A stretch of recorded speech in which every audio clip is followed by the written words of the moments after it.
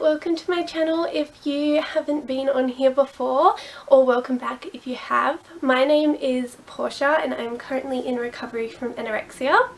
Today I wanted to do a 1 week update on my journey in this all-in recovery, how I've gone for this first week. So just a bit of a trigger warning or a disclaimer. I am obviously talking about anorexia, so there are going to be mentions of eating disorder behaviours, nothing like graphic or anything like that, but you know, there will just be like talk of general eating disorder things. If that triggers you in any way, please click off now. But yeah, so how have I gone for this first week? I've had more physical symptoms than I first was prepared for. I was hospitalized in November last year, and let me tell you that like during that refeeding process, I did not feel nearly as bad as I do right now or as I did in the past few days. That went a lot smoother than what this has gone. Honestly, for the first 5 days, I felt worse than I ever have. Like, I felt worse than I had in my worst restriction days and worse than I had when I was inpatient. I just felt completely awful. The physical symptoms that I was experiencing seemed to have just continued going on. Like, I just kept getting another symptom, one after the other. The number one was migraines. Like, oh my gosh, it was awful. The worst migraines. Nausea, disorientation, dizziness, lack of appetite. What else? Oh, insomnia. It was like stopping me from sleeping. It was just generally like not a fun time, and I did experience bloating, but like I've experienced that kind of even throughout my restriction. As soon as I would eat anything, I would bloat. Like, my body's been bloating for a long time, whereas like these are kind of new symptoms. The migraine for sure, I haven't experienced migraines really at all throughout my journey until now, and nothing could touch this headache. Like, no painkiller. I was taking Panadol, ibuprofen, Panadeine 4. Nothing would touch this migraine. It was awful. I was so disorientated. It felt like, you know, in movies when characters get dizzy and like you kind of see like the world around them like go all like spinny and fuzzy. Like, that was what was literally happening constantly. It was awful. I kind of just had to keep going though. Like, I knew that this was obviously just like refeeding, and that if I stopped, it wasn't actually really going to help anything. Like, I just had to keep going and move past it. And the horrible symptoms honestly lasted for 5 days. I've had 2 days where I actually feel like a normal person to a degree. Yeah, like I don't feel so physically awful. So it has eased up, but the lack of appetite was hard. Like, in the first day, I didn't quite realize, like, it was really easy to get tricked by my eating disorder, because I was like, I'm just gonna eat whenever I'm hungry. But then I wasn't hungry. And so I was like, well, it's not restricting if I don't eat because I'm not hungry, but it still is. Like, we can't trust our hunger cues. You need to make sure that you're eating regularly. Even if you're not having the hunger cues, you still need to eat regularly. Because our bodies, they do get really freaking confused when we go through this. They don't know how to function properly, to be honest, and they need a little help. So it's important to make sure you eat regularly. After seeing my psychologist, we kind of decided to go, I'll eat every 4 hours minimum. So obviously if I want to snack in between that, I can, but just to make sure that I am eating something every 4 hours. And my appetite is coming back now. I think it was just because those first 5 days I felt so awful with the other symptoms that my appetite dropped off. Because I have had like extreme hunger all throughout my journey. I've always just been so hungry, and it's like no matter how much I ate or how little I ate, whatever I did, I was just hungry. I never was that person that like lost their appetite in their restriction. I was always starving and always having to try to ignore it. It wasn't like I just lost appetite. I was always starving, constantly. So to lose my appetite when I finally decided, hey, I'm actually gonna, you know, let myself eat, was really confusing and shocking, but it is coming back now and I'm feeling a lot better. So you do just have to like give it time, and you might feel shittier for longer than 5 days. That is the truth. For me, it's been like 5 days, but again, I could end up feeling shitty again in a few days. But so far, I'm feeling better. You just need to give it time. Recovery gets better with time. Unfortunately, it's like wine. It gets better with time. Just give yourself time. What else? Let's see. Oh, cravings. Your girl just wants sweet food. I just want sweet food. If I could, I actually am having to like make myself eat other things, because otherwise I will just have chocolate, which is fine. But I also need to make sure I'm getting something else, because I was getting sugar headaches as well, because my body just like wasn't used to the sugar. So I just need to also make sure that if I am eating all the sugar, that is okay, but just to make sure I'm also like lining my stomach with something else. But I've finally started to get a bit of a savoury craving. I had Vegemite toast out of the blue one day. After, I haven't had Vegemite toast in so long. Like, even when I was impatient and I had toast a few times, I refused to put Vegemite on it. I don't know why. It was just a fear, and I think it's because it's a food I know I like. Which often, like, my favourite foods were foods that I would make, that like my eating disorder would end up having as my fear foods. And yeah, Vegemite toast was one of them. But I had it, and now I'm definitely having it like breakfast, lunch and dinner, or like part of my dinner and part of my lunch, because I'm just obsessed. I'm obsessed with it, and it's nice to actually have a craving for something savoury, because that is my only savoury craving.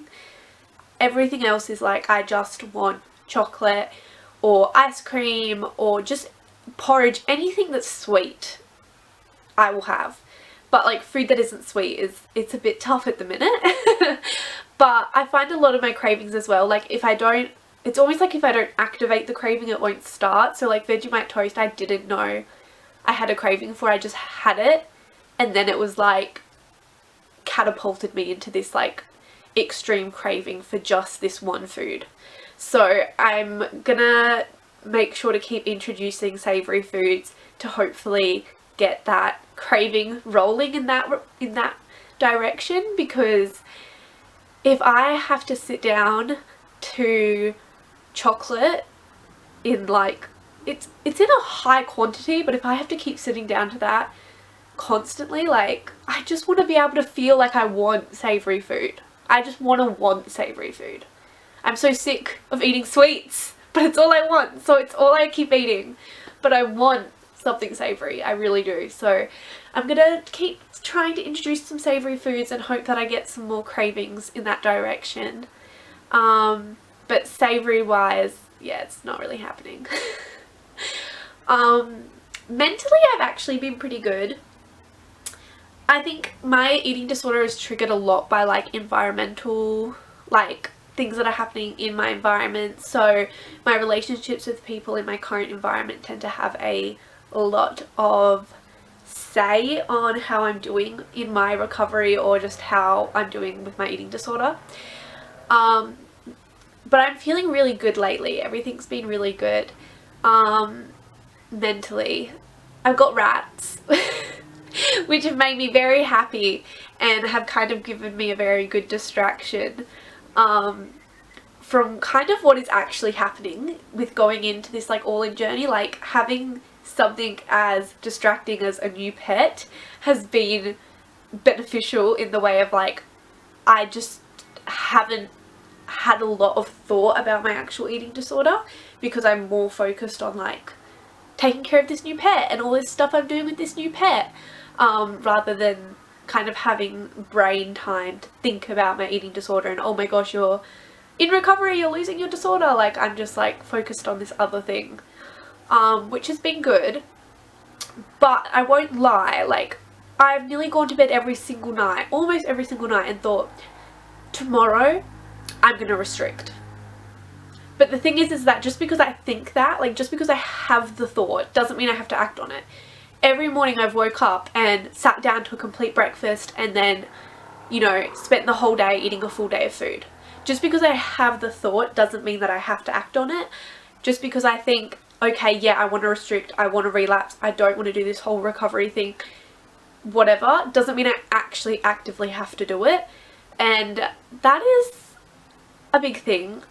Honestly, I'm constantly repeating in my head that your thoughts aren't facts, your thoughts aren't facts, your thoughts aren't facts, your thoughts aren't facts. And it's just like on a constant replay. I don't have to believe everything I think, and I don't have to act on everything that I think. Everything that I think is not true. And that is what I have to run with, because otherwise I will just fall back into disordered habits. I have to question what I'm thinking, because it is so easy to do something not realizing that it's an eating disorder behavior. And that's coming from someone who feels quite self-aware of their eating disorder. Most of the time I feel like I know when I am acting on a disordered behavior. I am aware of it, but even in that, there are times when I'll do something and then I'm like, oh, that was disordered. Like that wasn't me. And so yeah, I don't know why this camera cuts off after a certain amount of time, but it does. But yeah, so it's me having to realize that even as self-aware as I feel, there are still sneaky little things my eating disorder will try to do, and I do have to be aware of that, because otherwise I can easily fall back into behaviours. So that is like a big thing, is make sure you are questioning what goes up in your head. Like, eating disorders can be very sly and you can not realize that you're doing something that's disordered. Also, like with portions,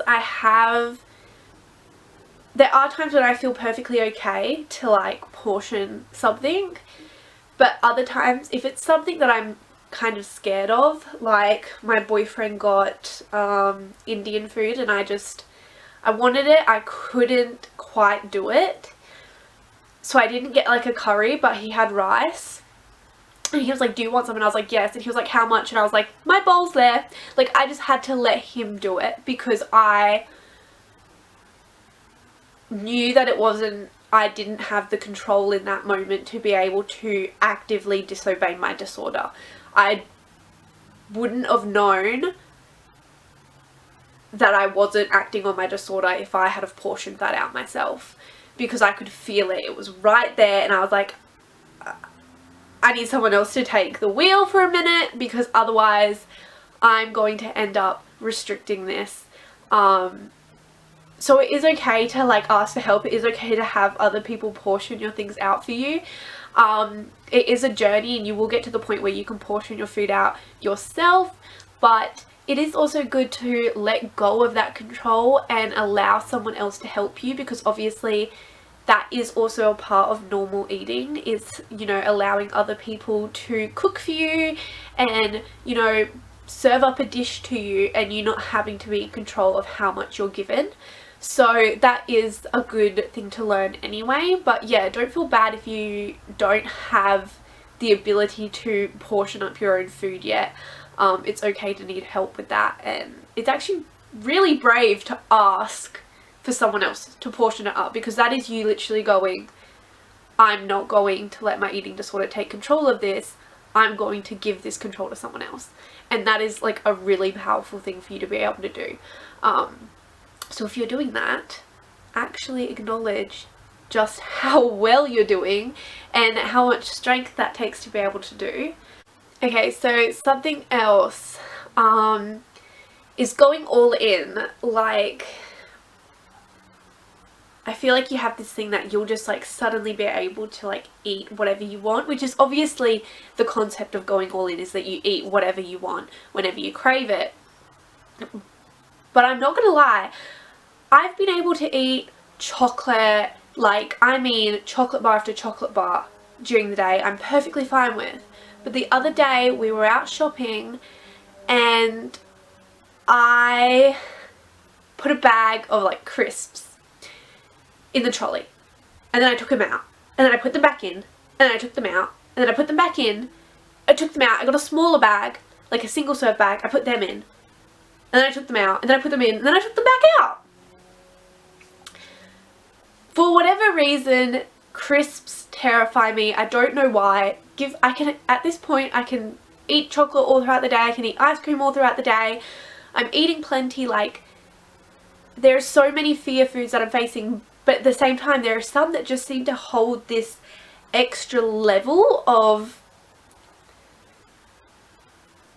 almost like pride for my disorder. Like, for some reason crisps are something that it's like, oh no, well if you eat that, Portia, you're actually not sick anymore and there's actually nothing wrong with you and you actually faked your whole disorder. Where is the logic? There's none. My brain it's not following logic. That is just an emotion that is stemming from my eating disorder, and emotions do tend to trump logic. So it is hard, and I'm aware that I have this fear food and I need to face it. So it is on the table. And at that time I couldn't put them in the trolley, but admitting that I wanted them was a big step, because my eating disorder likes me to pretend like I just don't like some foods when I do like them. So I said, you know what, next time we go to the shops, I'm going to get the bag of crisps and I'm going to buy them. I'm actually going to go through the checkout and purchase them. So that's a step in its own. Like, just because you're all in, it's not like if you didn't challenge something or you're not eating a fear food that you suddenly have failed your all in, like, recovery. It's a journey and it's gonna take time to iron things out, and you're not expected to eat every fear food straight away. Okay, it's okay if things take time. But I want to be able to eat crisps. I want to be able to enjoy them. And the other thing is that, again, like I was saying, like your eating disorder being sneaky, my eating disorder tries to pretend like the reason I don't want to eat crisps is because I'm trying to be environmentally friendly, and that the packaging that crisps come in isn't environmentally friendly. But I can eat a chocolate bar that's literally in the same packaging. That's logic right there. Like, that is just clearly showing you how much the eating disorders, they don't make any sense. It doesn't follow any actual logical rule. So I know that obviously that isn't true. And even if, you know what, you are trying to be more environmentally friendly and using less packaged products, your eating disorder recovery isn't the time to do this.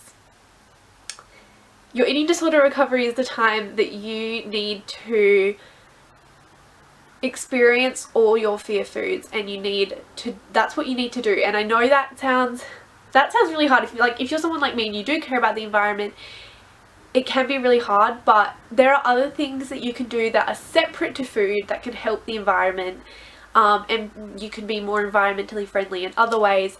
But when it comes to food, this is where you need to just let yourself eat whatever it is that you want and you crave, even if that thing isn't necessarily environmentally friendly. in some way. It doesn't matter. That's not what matters right now. What matters is getting you completely recovered. So it doesn't matter. And even if you think, well, what's the point of me, because this was my other thing, I was like, well, what's the point of me getting like used to eating crisps if then later in life I decide to be environmentally friendly and I decide that I always just want to make my own crisps from scratch. And you know what, say I fully recover and I've got over my fear of, you know, or I think I've got over my fear of crisps from a bag, and I normally just make my own at home and it's so environmentally friendly.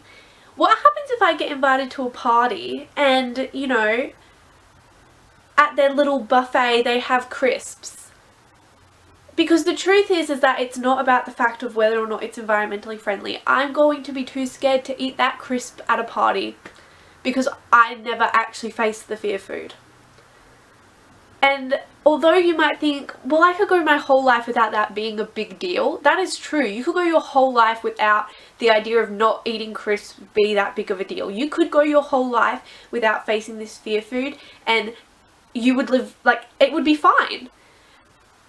But is that what you want to do? Like, do you really want to be recovered except for this and this? Like, no, you want to be fully recovered and you want to be able to go to a party and go to the little pick and mix table and pick up and eat what you want without having to hover your hand over it and have that second thought of, oh, am I allowed to have this? Or should I have this? And that's why you need to, like, you have to face all your fear foods. You have to let yourself have all of them in order to be fully recovered, because there's no joy in being half recovered. When I was inpatient, I actually had a nurse who had suffered with anorexia, and she was quite old, and she had suffered it when she was younger, and she was like, yeah, I'm recovered now. She was like, oh, there's still, like, I can't have like my childhood favorite foods, but like I'm recovered. And I just thought, like, that must suck. Like, yeah, you're out of the depths of your disorder and that's amazing, but to still have foods that you want and you can't let yourself have, like, don't you want to have your childhood favorites? Like, I think that it is so worth to do the extra steps to get fully recovered so that you can experience and enjoy all the types of food, instead of just kind of being half recovered.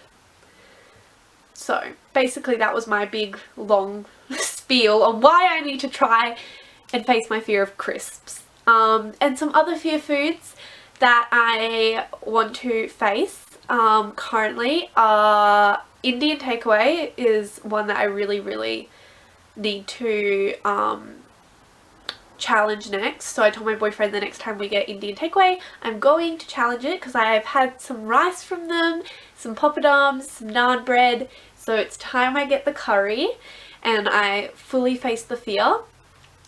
Pancakes is another one. Chips, like from like a takeaway store or something. I've had a couple. My parents got takeaway chips the other day and I had like a small bowl, but I need to like actually be able to like order a serving and have them. They're definitely three things that I really want to face soon, so I'm going to work on that. I think I want to make pancakes on the weekend. So yeah, there's some fear foods that are in the cards, as well as crisps for me to try soon, because they're definitely ones that seem to hold a lot of weight, and again seem to, for some reason,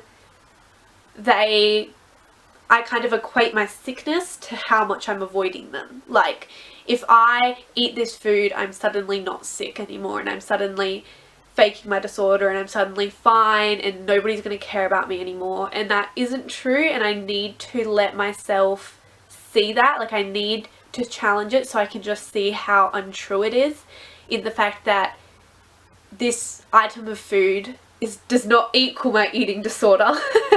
Just because I eat this food does not mean I'm suddenly not going to have a mental illness. That's my disorder's logic. Yeah, what else? Oh, my psychologist is going to start weighing me as part of my treatment plan. At the moment I only get weighed by my GP, but I've been meaning to get weighed by my psychologist, but we haven't been doing it because I wasn't in the right place recovery wise, but now I am. So we're going to start doing weighs, which, to be honest, getting weighed has been okay, but I think I'm a bit more nervous because he never weighed me when I was at my lowest weight. So I'm like, oh, if he sees my weight now, he's going to be like, she's not even anorexic.